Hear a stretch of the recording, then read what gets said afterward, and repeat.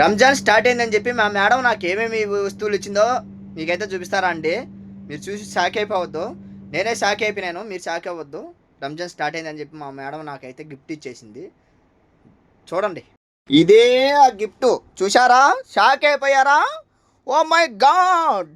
ఇది చూశారు కదా, ఉప్పు అంట, పచ్చిమిరపకాయలు అంట, అలాగే పసుపు పొడి, అలాగే మిరప్పొడి, అలాగే ధనియాల పొడి, అలాగే నూనె క్యాను, కొత్త క్యాను, అలాగే బియ్యం ఇచ్చారు, అలాగే టమాటో పండు, పచ్చిమిరకాయ, ఎర్రగడ్డ, అలాగే తెల్లగడ్డ, అలాగే ఉల్లగడ్డ అన్నీ ఇచ్చేశారు.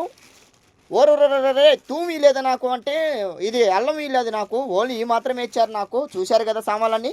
అలాగే వండుకోవడానికైతే ఒక చిన్న దబరా అయితే ఇచ్చారు. ఇంక స్టార్ట్ చేసుకోవాలి, ఇవన్నీ వంట మనమే చేసుకొని మనమే తినాలన్నమాట. ఇంకా వాళ్ళైతే హీరో ఆల్రెడీగా గుడ్లు కడిచ్చేశారు.